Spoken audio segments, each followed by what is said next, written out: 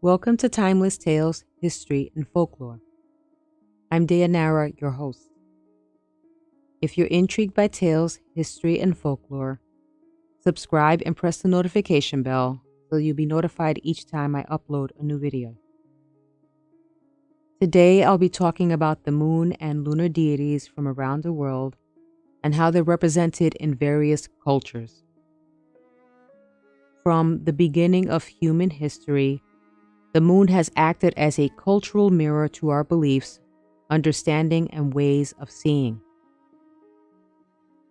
Over the centuries, the moon has been interpreted as a god, a planet, a timekeeper, and a calendar.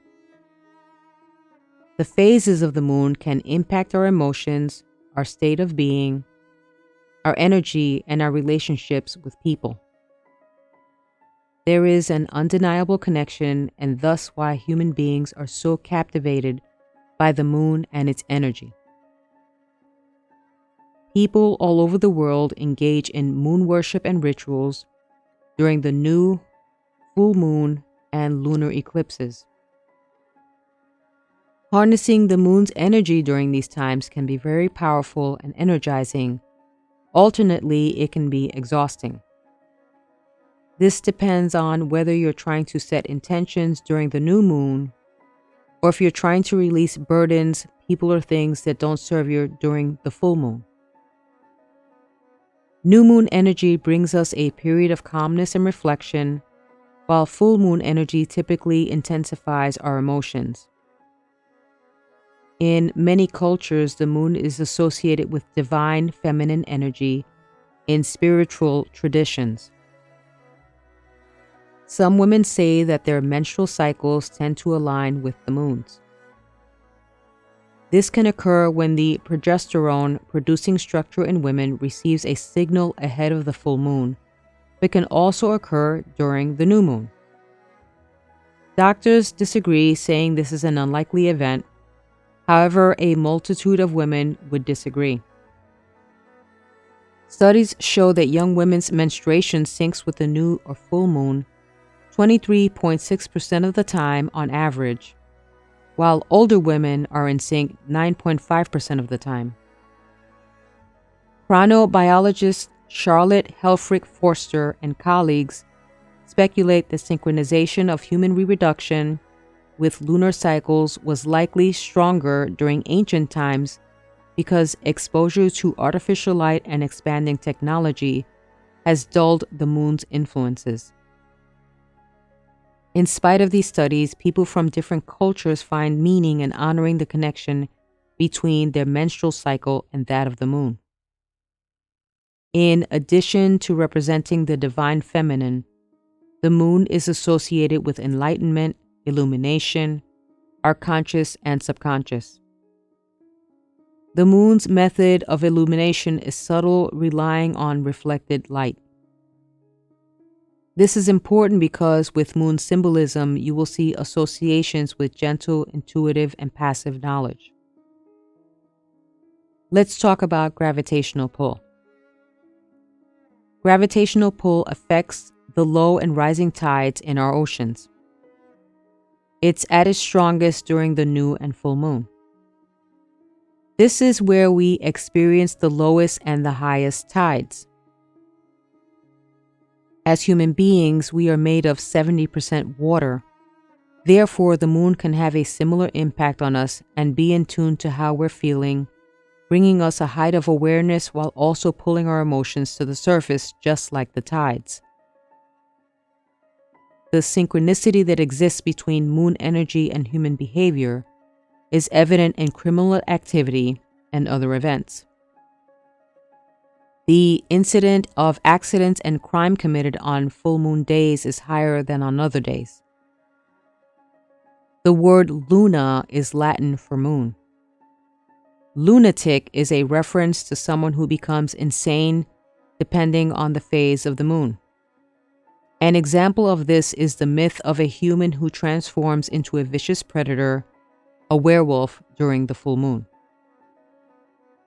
Scientifically, researchers theorize that humans react to subtle changes in the Earth's magnetic field that occur with the moon phases. When the oceans flow with the tides, the salty water, which is electrically charged, can cause the Earth's magnetic field to fluctuate. These changes can affect our alpha brain wave activity. Now, what is a lunar deity? In mythology, it is a god or goddess of the moon, sometimes as a personification. A personification is the attribution of a personal nature or human characteristics to something non-human, or the representation of an abstract quality in human form. They can have a variety of functions and traditions depending on the culture. There is some form of lunar worship that can be found in most ancient civilizations. Goddesses associated with lunar energy are often defenders of children and are immortal matrons of childbirth. We're going to look at 5 moon deities, the mythologies around them, and their functions. First, we have Alagnak, a god of the Inuit culture. The Inuit people are from the Arctic indigenous population of Alaska, Canada, and Greenland. In the legends of the Inuit people, Alagnak is the god of both the moon and weather. He controls the tides and presides over earthquakes, comets, and eclipses. In some stories, he is also responsible for returning the souls of the dead to Earth so that they can be reborn. Alagnak may appear in harbors to protect fishermen from Sedna, the wrathful sea goddess. According to legend, Alagnak and his sister became deities after they committed incest and were banished from the earth. He was sent off to become the god of the moon, and his sister became a goddess of the sun. This is an extraordinary tale not due to their sin, but because they were deified as celestial beings as punishment. Either way, we see the opposite of what is generally believed in the association of female-male energy when it comes to the sun and the moon. In contemporary times, moon energy is associated with women, while sun energy is associated with men. In the Neolithic era, it was actually the opposite. Feminine energy was actually associated with the sun, while masculine energy was associated with the moon, as in the tale of Alagnak. In primitive hunting cultures, the moon is frequently regarded as male, and particularly in regard to women is understood as a preeminently evil or dangerous figure. In agricultural traditions, the moon is usually regarded as female and is the benevolent ruler of the cyclical vegetative process. However, male-oriented mythologies changed the general perception of what we believe today. Our next lunar deity is Artemis, the Greek goddess. She is the goddess of the hunt and was prayed to for help with childbirth. Because her twin brother Apollo was associated with the sun, Artemis gradually became connected to the moon in the post-classical world. During the ancient Greek period, Artemis was represented as a lunar goddess but was never portrayed as the moon itself. In post-classical artwork, she is depicted beside a crescent moon. She is typically associated with the Roman goddess Diana. Our third lunar deity is Coyo Zaokui, an Aztec goddess from central Mexico. In Aztec folklore, Coyo Zaokui was the sister of the god Huitzilopochtli. She died when her brother leapt from her mother's womb, killing all his siblings. He cut off Coyo Zaokui's head and threw it up in the sky, where it remains there today as the moon. She is depicted as a young and beautiful woman, adorned with bells and decorated with lunar symbols. Our fourth deity is Thoth from Egypt. Thoth was the Egyptian god of magic and wisdom. He appears in a few legends as the god who weighs the souls of the dead, although other stories assign that mission to Anubis.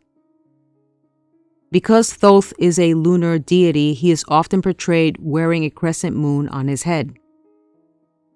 He is closely associated with Sejat, a goddess of writing and wisdom who's known as the scribe of the divine. Thoth is sometimes called upon for works related to wisdom, magic, and fate. He may also be invoked if you're working on anything to do with writing or communications. He is credited with the inspiration for the Thoth Tarot by Aleister Crowley. Last but not least, we have the goddess Chang'e in Chinese mythology. Chang'e was married to the king Hao Yi. Although he was once known as a great archer, later Hao Yi became a tyrannical king who spread death and destruction wherever he went. The people starved and were brutally treated. Hao Yi greatly feared death, so a healer gave him a special elixir that would allow him to live forever. Chang'e knew that for Hao Yi to live forever would be a terrible thing.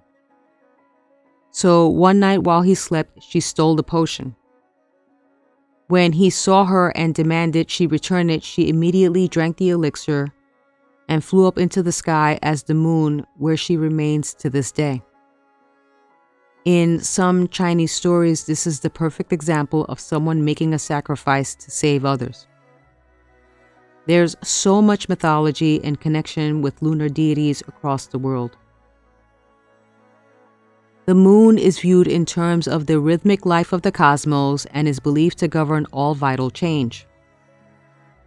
The cyclical process of disappearance and appearance of the moon is the basis of the widespread association of the moon with the land of the dead, the place to which souls ascend after death, and the power of rebirth. The lunar governance of the cycle likewise leads to association of the moon and fate. The sacredness of the moon has been connected with the basic rhythms of life and the universe. A widespread phenomenon appearing in various eras and cultures, moon worship has engendered a rich symbolism and mythology. So why honor and worship the lunar deities? What purpose do they serve humanity? Many processes on planet Earth were and still are a mystery.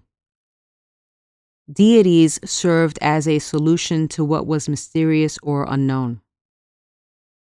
Ancient civilizations believed in polytheism or many gods who governed different domains throughout the planet, space, and time. People believed that gods would watch over them in the best of times and protect them in the worst. All gods were associated with different aspects of the natural world, such as the moon with the various lunar deities. They are said to govern the different phases of the moon and all the changes that would directly affect their people. Each civilization had distinct depictions, religions, and rituals associated with their deities. The rituals were done in order to appease or gain favor with their gods in order to maintain the balance of life. These deities existed to be worshipped, answer our prayers, to bring us comfort through their power and ability to bring about a desired outcome.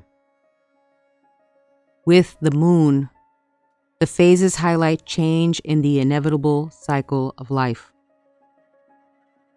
Change can be challenging, life-changing, and devastating, but it can also be exciting, wonderful, and exhilarating. It is the only constant in all of life. Change affects us significantly and can teach us about ourselves and the world. These cycles can teach you to adapt, to find new ways of approaching circumstances in your life that can lead to transformation. Change is an inevitable and can be uncomfortable, but it also promotes personal and spiritual growth. In the modern world, many believe that our encounter with the moon phases are nothing more than pseudoscience or an act of imagination, while others feel that there is a true, tangible spiritual connection. We all experience life differently. It's up to each individual to ascertain their own impressions. I'll end with some very appropriate and poetic advice from Luna. Live life to the fullest. Be someone to look up to. Don't be fazed by the difficulties. Take time to reflect. Enjoy a little space. Honor the cycles of nature and light up the night. Are you affected by the moon?